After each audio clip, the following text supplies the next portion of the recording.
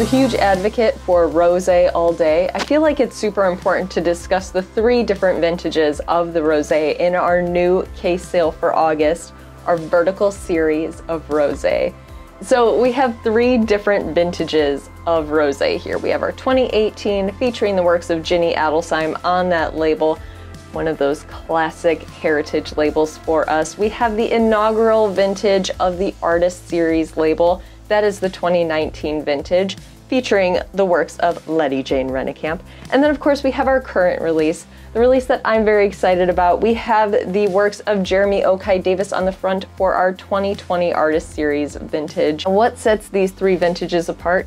Well, we all know 2020. 2020 was a classic, perfect growing season up until the fires, where we kind of had to shift how we were making our wines, if we made our wines. Luckily, we made plenty of rosé, because rosé is delicious, you don't have any skin contact, and everything worked out perfectly.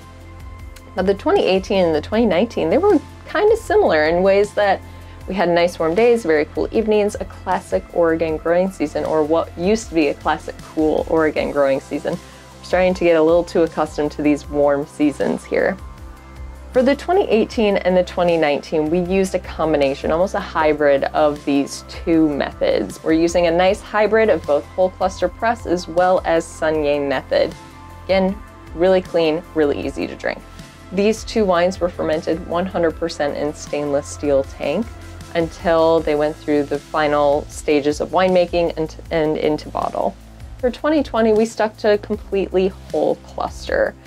And that really did kind of benefit the rosé overall. We wanted to kind of round out some of those flavors, so we used 2% neutral French oak.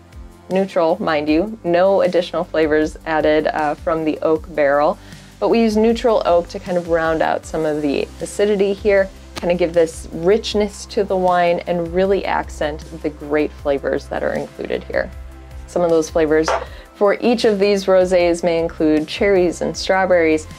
We often find white flower characteristics in each of these rosés, but as the wine develops, those flavors are going to adjust. They're going to adapt from very, very fresh flavors to slightly more concentrated flavors.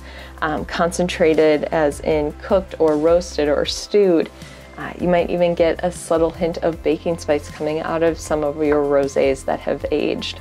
Now I know, nobody thinks about aging rosés. Rosé is a summertime beverage that you should always drink right away. It's not necessarily the case. The French have been aging rosés, specifically from Provence, for many, many years. So why can't we do it here in the Willamette Valley? We're a cool climate growing region. We make fantastic quality wines. Let's start doing it.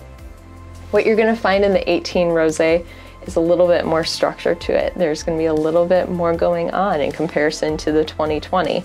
2020 being fresh and vibrant, this one's got a little complexity. It's gonna go really well with a variety of different foods or occasions or temperatures outside. I talk a lot about food, have to talk about it here. There are so many different foods that rosé will complement. Everything from cheeses to vegetables, salads with bitter greens. You even have certain fruits, fruit dishes that can really pair nicely with rosé. Really, the sky is the limit, and we just made this even easier with these 3 different vintages of rosé. Well, that does it for our rosé tutorial for you. Make sure you scoop up your 3 vintages in our August case sale at adelsheim.com, or come by and visit us in our tasting room where we're accepting reservations now.